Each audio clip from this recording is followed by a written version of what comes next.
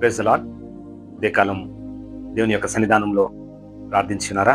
మరి దేవుడిచ్చిన ఈ తరుణాన్ని బట్టి దేవాది దేవునికి వందనాలు స్తోత్రాలు చెల్లించుకొంచు. ఉదయకాలం అనుదిన ఆహారంగా కీర్తనలు 147:3 చదివి దేవుని యొక్క వాక్యాన్ని మనం ధ్యానిస్తాం. గుండె చెదిరిన వారిని ఆయన బాగు చేయువాడు, వారి గాయములను కట్టువాడు. ఈ వాక్యం చేత యేసయ్య మనతో మాట్లాడటకు సిద్ధంగా ఉంది. మరి యోబు గారి జీవితంలో ఎన్ని సమస్యలు వచ్చినాయో కదా. బాధల చేత, హింసల చేత, సాతాను చేస్తున్న ప్రతి పన్నాగానికి ఆయన మరి దేవుని కలిగి ఉన్నటువంటి ఆయన యోబు గారు సహించి ఉన్నాడు. నిలకడగా యేసు ప్రభుల వారి యందు స్థిరంగా ఉండి ఉన్నాడు. చూడండి, మనం ఏదైనా శోధన వచ్చినట్లయితే, బాధ వచ్చినట్లయితే మనము సడలిపోతూ ఉంటాం కదా ఈ లోకంలో. మరి యోబు లెక్క మనం ధైర్యవంతులమై మనం ముందు కొనసాగాలి.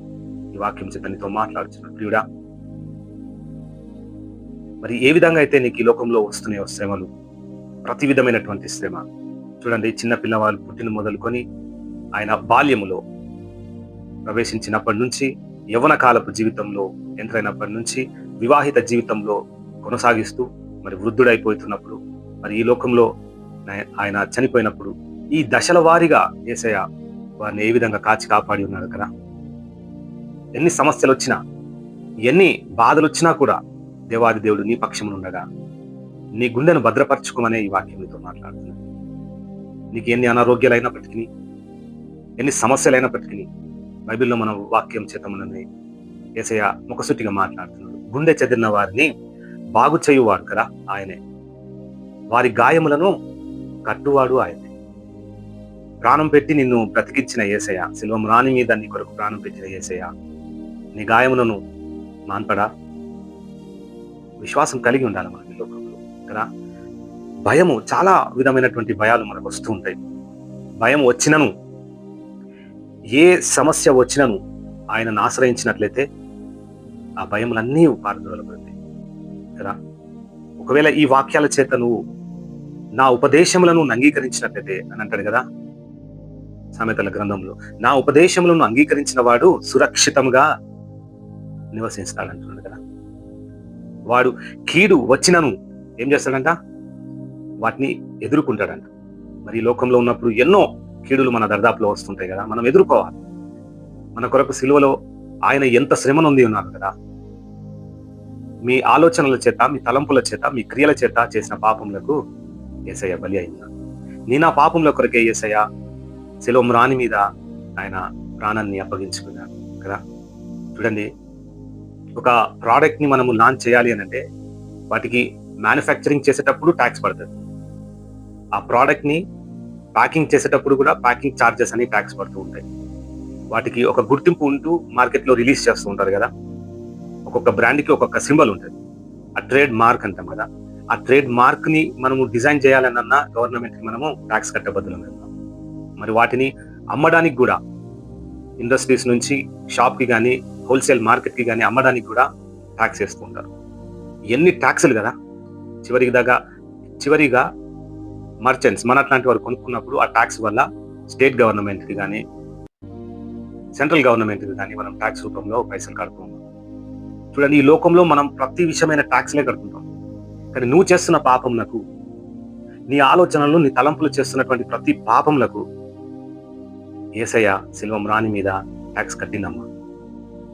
ఆయన సంపూర్ణంగా నీ పాపముల కొరకు శిలువ రాణి మీద నిన్ను రక్షించడానికి ఆయన శిలువ రాణికి ట్యాక్స్ కట్టింది. నీ పాపముల కొరకు శిలువ అనుభవించింది. ఈ లోకంలో నువ్వు కట్టే ట్యాక్స్ కన్నా నీ కొరకు, నా కొరకు, మన అందరి కొరకు ఆయన కట్టిన ట్యాక్స్ చాలా పెద్దది, గొప్పది. ఆ ట్యాక్స్ వల్లనే నీకు రక్షణ వచ్చింది. యేసయ్య ముఖసూటిగా నీతో మాట్లాడుతున్నాడు. ఇంకా నువ్వు భయపడాల్సిన అవసరం లేదు. నీ విరిగిన, నలిగినటువంటి హృదయంని దేవుడు అలక్ష్యం చేయడమా? ఆయన నీ యొక్క ప్రార్థన, విజ్ఞాపనలకు సమాధానం ఇచ్చే దేవుడు. ఎన్నడు నీ యొక్క అనుదిన ప్రార్థనలో ఎత్తి పట్టుకో, యేసయ్యా నన్ను కాపాడి ఉన్నావు, అందుని బట్టి నీకు వందనాలు. యేసయ్యా నా కుటుంబంను రక్షించినందుకు నీకు వందనాలు. నా పిల్లల విషయంలో నువ్వు నాకు చూపెట్టిన మార్గాన్ని బట్టి నీకు వందనాలని మనము ప్రార్థన చేయబద్దులమే ఉన్నాం. చూడండి, విరిగిన హృదయం గలవారమై యెహోవాను ఆశ్రయించినట్లయితే ఆయన మన రక్షకుడు కాబట్టి మనల్ని రక్షిస్తాడు. అవును కదా. ఈ లోకంలో మనం ఉంటుండగా ఎన్నో శోధన, బాధ, ఇరుకు, ఇబ్బందులు వచ్చినను ఈ హృదయము యేసయ్య ఆలయమే. ఇటు ఆలయం కలిగినటువంటి మనము ఆయనకు స్థానం ఇస్తూ ఈ లోకంలో జీవిస్తుండగా ఈ ఉదయకాలం నీతో మాట్లాడుతున్నాడు దేవుడా. ఏ శోధన వచ్చినను వాక్యం చేత మనం బలపరచబడవాలి. వాక్యం చేత ముఖసూటిగా యేసయ్యతో మనం మాట్లాడగలగాలి.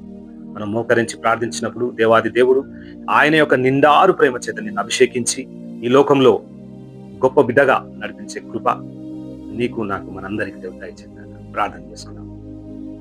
స్తోత్రంలో నాయన ప్రభా, కృపామయ కనికరముల తండ్రి, నీకే వందనాలు, స్తోత్రాలు చెల్లించుకుంటున్నాం అయ్యా.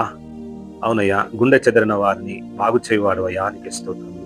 మా గాయములను కట్టువాడా, నీకే స్తోత్రములు తండ్రి ప్రభా. నాయన మాకు భయంగా ఈ లోకంలో ఉంటున్నప్పుడు మమ్మల్ని ఆదరించిందే నీ వాక్యం నాయన, మమ్మల్ని కాపాడుతున్నది నీ వాక్యం తండ్రి అయా. మా శోధన కాలంలో మమ్మల్ని బలపరిచివాడవు నాయన, నీకే స్తోత్రములు తండ్రి.